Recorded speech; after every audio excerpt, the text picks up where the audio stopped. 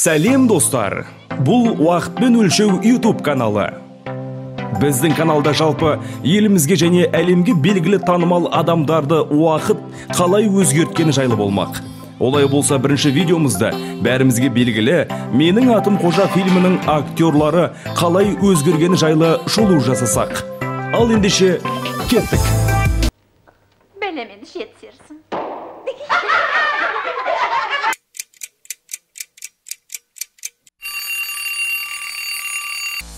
Қазақ балалар киносындағы классикалық туындыға айналған «Менің атым Қожа» фильмдегі актерлар фильмнен кейін қалай өзгерді? Қожаның рөлін ойнаған Нұрлан Санжар сырттай қарағанда томаға тұйық, артық ауыз сөз жоқ ұстамды кісі.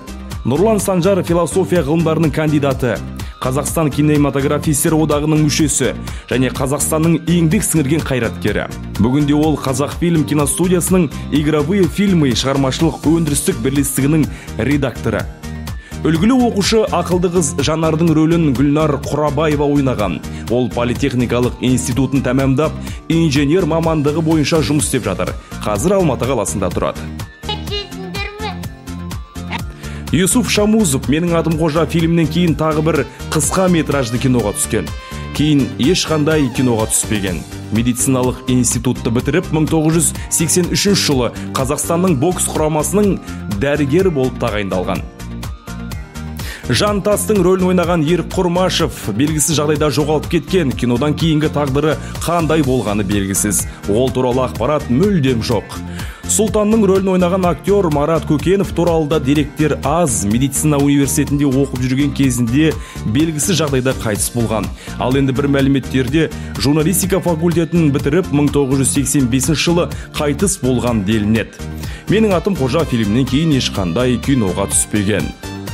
Раиса Мұхамедиярова кеңестік және қазақстандық кино және театр актрисасы, Қазақ КСР-ның еңбек сіңірген артисі, құрмет орденінің иегері, еңбек ері, халық жазушысы Ғабит Мүсіреповтің жары. Фильмде қазақ тілі пәнінің мұғалімі Сабира Майханова болып ойнайды. Қожаның анасы Милатты ойнаған Бекен Римова Алматы облысы Қаратал ауданы Қанабек ауылында дүниеге келген. Актриса Қазақ КСР-ның халық әртісі. 1943 жылы Алматы театр училищесін бітірген. 1940 жылдан бастап өмірінің соңына дейін Қазақ мемлекеттік академиялық драма театрында қызмет етті. Фильмдегі көрші колхоздағы комбайншы Қаратайдың рөлін сомдаған Нәкіл Құламбаев кеңестік және қазақ кино театр актері. Қазақ КСР-ның еңбек сіңірген әртісі, Қазақ КСР мемлекеттік сыйлығының лауреаты.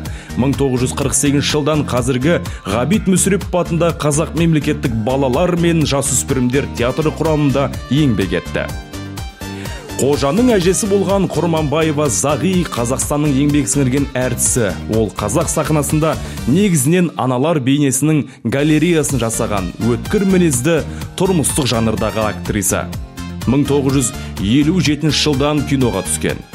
Қазақ драма театрында 1959 жылға дейін қызмет етті.